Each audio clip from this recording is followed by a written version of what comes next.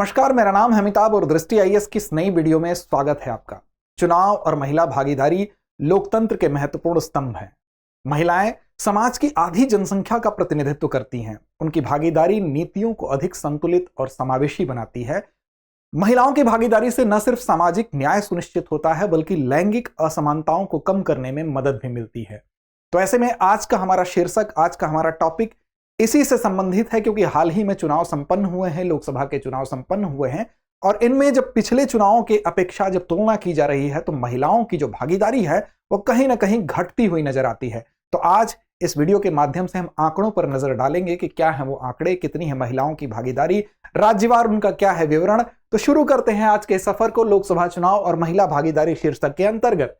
बात चर्चा के बिंदुओं की अगर की जाएगी तो सबसे पहले खबर चर्चा में क्यों है, 2019 की तुलना में क्या स्थिति रही है महिला भागीदारी की, सर्वोत्तम प्रदर्शन कहां पर देखने को मिला है, साथ ही सर्वाधिक प्रतिनिधि भेजने वाले वो राज्य कौन से रहे हैं, खराब प्रदर्शन करने वाले राज्यों पर भी एक नजर डाली जाएगी, पार्टीवार प्रदर्शन कैसा रहा, किस पार्टी ने महिला भागीदारी को कितना बेहतर तरीके से उसको एक प्लेटफॉर्म दिया और कितनी उसमें भागीदारी सुनिश्चित करने के लिए महिलाएं चयनित होती हैं। अंत में एक अभ्यास प्रश्न होगा जो हमेशा की तरह जिम्मेदारी बनती है, जिसका जवाब देना आपकी। साथ ही सामान्य अध्ययन के प्रश्न पत्र 2 के लिहाज से आप इसको देख सकते हैं।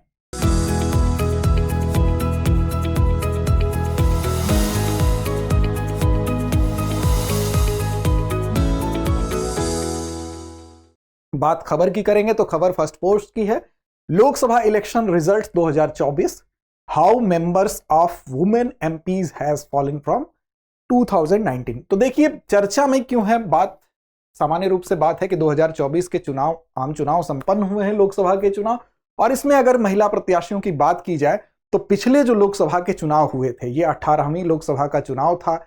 इसमें जो महिला प्रत्याशी चुन के आई हैं उनकी संख्या 74 है, 74 महिला सांसद चुनी गई हैं। इससे पहले 17वीं लोकसभा की अगर बात की जाए तो इसमें उनकी संख्या 4 ज्यादा थी, अर्थात 78 महिला सांसद चुनी गई थी। वहीं अगर 16वीं लोकसभा की बात की जाए तो 64, और उससे पहले की बात की जाए 15वीं लोकसभा की तो 52 वो संख्या थी।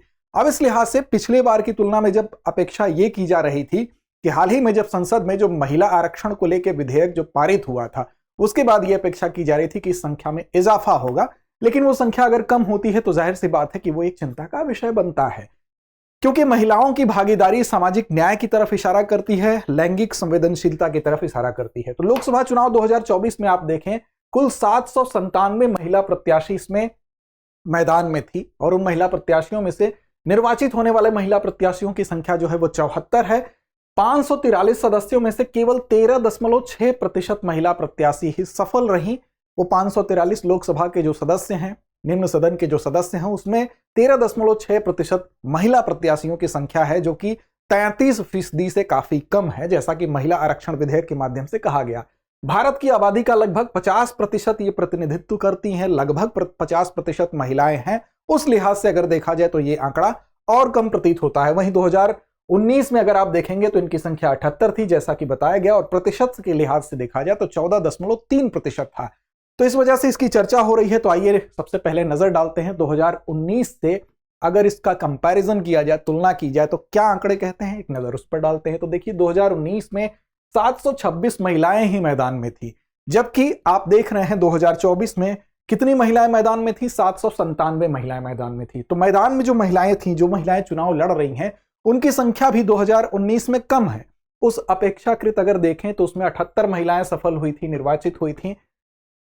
अब इस बार क्या है, इस बार उससे 4 संख्या कम है। तो इतने महिलाओं ने चुनाव लड़ा। अब देखिए 10.74% महिला जो थी वो निर्वाचित हुई उतनी महिलाओं में से जितनों ने चुनाव लड़ा था। वहीं अगर देखा जाए संसद के निचले सदन में 543 सदस्य हैं तो 14.3%, अगर संसद के सदस्यों की हैसियत से देखा जाए तो ये 14.3% था, और जितनी महिलाएं चुनाव लड़ रही थी उसका प्रतिशत देखा जाए तो ये लगभग 10.74% था। वहीं अगर 2024 के आंकड़े को आप देखें तो कुल 797 महिलाओं ने चुनाव लड़ा, और जितनी महिलाओं ने चुनाव लड़ा उनकी कितनी प्रतिशत सफल हुई, तो 9.7% मात्र सफल हुई, जो कि ये प्रतिशत 10.74% आपको 2019 में दिखाई दिया था। वहीं संख्या 74 है, और संसद के निचले सदन में अगर कुल लोकसभा सदस्यों की संख्या के प्रतिशत के रूप में देखें तो 13.6% होता है, जो कि 2019 में 14.3% का आंकड़ा था। तो इस लिहाज से ये आंकड़ा आपको कम घटता हुआ दिखाई दे रहा है, जो कि इसी की वजह से ये चिंता की बात है। अब देखिए सर्वोत्तम प्रदर्शन करने वाले वो कौन से राज्य हैं जिन्होंने प्रदर्शन बेहतर किया। तो इसमें अगर आप देखें तो शीर्ष स्थान पर त्रिपुरा और त्रिपुरा के साथ साथ दादर और नगर हवेली तथा दमन दीव हैं।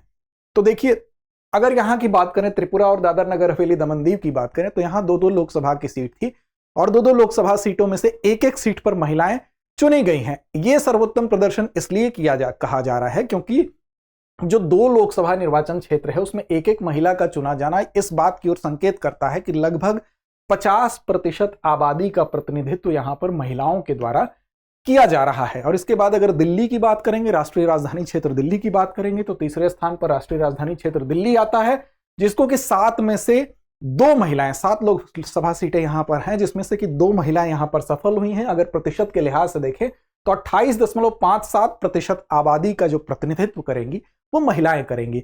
साथ ही कमेंट बॉक्स में कमेंट करके बताएं कि दूसरे पायदान पर कौन है, आपकी जिज्ञासा हमें भी पता चले।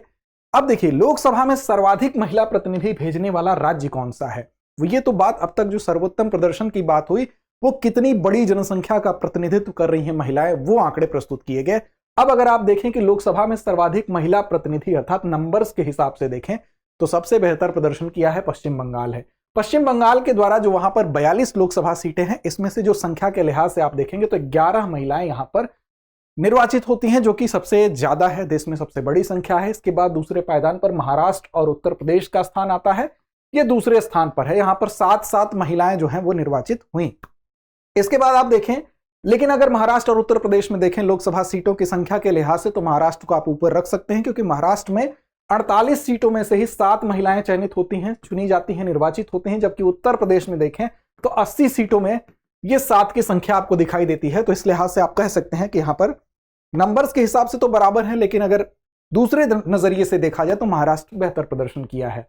अब खराब प्रदर्शन करने वाले राज्य की बात अगर करें तो देखिए 13 राज्य और केंद्र शासित प्रदेश ऐसे हैं, अगर दोनों को मिला जुला के देखा जाए, यहां पर कोई भी महिला जो है वो निर्वाचित नहीं हुई है। 5 राज्य इसमें कौन कौन से हैं, तो अरुणाचल प्रदेश, मणिपुर, मेघालय, नागालैंड और सिक्किम, ये पूर्वोत्तर के राज्य हैं, यहां पर एक ही सीट है और इन 5 राज्यों में आप देखेंगे कोई भी महिला निर्वाचित नहीं हुई है। तो एक तरह से देखा जाए तो 100% यहां की जो आबादी है उसका प्रतिनिधित्व केवल कोई ना कोई पुरुष कर रहा है, महिला नहीं कर रही है। 5 केंद्र शासित प्रदेशों की अगर बात करें, अंडमान निकोबार द्वीप समूह, चंडीगढ़, लद्दाख, लक्षद्वीप और पुडुचेरी की बात करें, यहां भी पूरी की पूरी आबादी का प्रतिनिधित्व जो है वो पुरुष वर्ग के द्वारा किया जा रहा है, पुरुषों के द्वारा किया जा रहा है। महिला प्रतिनिधित्व यहां पर शून्य दिखाई देता है। केंद्र शासित प्रदेश जम्मू और कश्मीर की अगर बात की जाए तो यहां की मुख्यमंत्री, हालांकि वो स्वयं चुनाव हार गई, वो भी मैदान में थी, महबूबा मुफ्ती सहित 6 महिलाएं यहां पर मैदान में थी, लेकिन किसी को भी विजय सूर्य हासिल नहीं होती है। इसलिए उन महिला अगर प्रतिनिधित्व की बात करें तो उनके किसी भी कभी निर्वाचित न होने की वजह से यहां भी शून्य ही रहा। गोवा की अगर बात कर लें तो यहां 2 लोकसभा सीट थी, एक पर महिला कैंडिडेट खड़ी थी लेकिन उनको विजय हासिल नहीं हुई, इस लिहाज से यहां भी शून्य ही स्कोर रहा। केरल की बात करें तो यहां 20 निर्वाचन क्षेत्र हैं और इनमें महिलाओं की जो भागीदारी थी, प्रतिशत था, वोटिंग में हिस्सेदारी थी, वो 71.72% महिला मतदाताओं ने यहां पर मतदान किया, बढ़ चढ़कर हिस्सा लिया। इसके बावजूद यहां पर भी कोई महिला प्रतिनिधि का न चुना जाना एक निराशाजनक स्थिति की ओर इंगित करता है। जैसा कि आप जानते हैं कि केरल में साक्षरता दर के लिहाज से भी केरल सर्वोपरि है। तो ऐसे अग्रणी राज्यों में जहां पर महिलाएं सक्रिय भी हैं, साक्षरता दर भी अधिक है, वहां भी महिला प्रतिनिधि का नेतृत्व न करना एक निराशाजनक स्थिति है। आगे अगर देखें निर्वाचित महिलाओं में से सर्वाधिक पार्टीवार विवरण को अगर हम देखें, किस पार्टी से कितनी महिलाएं निर्वाचित हुई हैं, तो सर्वाधिक जो संख्या है वो भाजपा से आपको दिखाई दे रही है, 31 महिलाएं हैं। वहीं कांग्रेस से देखें आप 14 महिला सांसद हैं, दूसरे स्थान पर है। तीसरे स्थान पर टीएमसी है जिससे 11 हैं। और उसके बाद आपको समाजवादी पार्टी से भी 5 महिलाएं चयनित हुई हैं, निर्वाचित हुई हैं, ये आंकड़ा है। इसके बाद आप देखें द्रविड़ मुनेत्र कड़गम डीएमके से 3।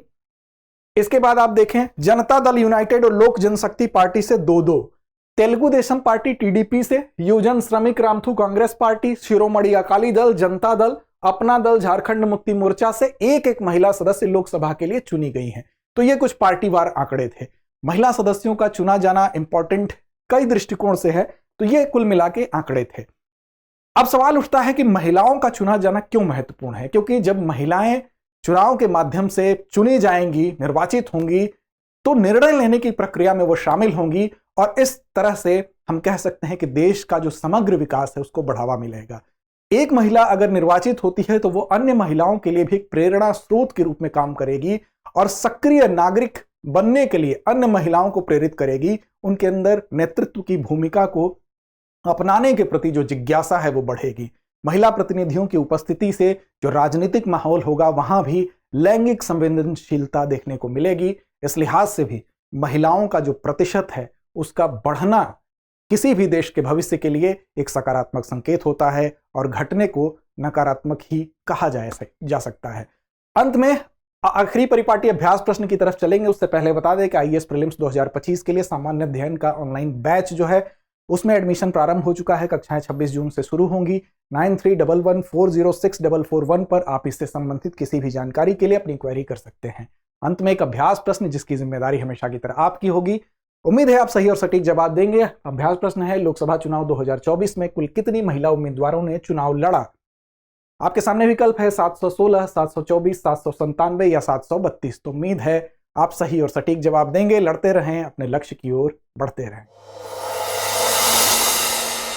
डियर व्यूअर्स, अपने एग्जाम की तैयारी को और बेहतर करने के लिए हमारे चैनल को लाइक, शेयर और सब्सक्राइब करना न भूलें।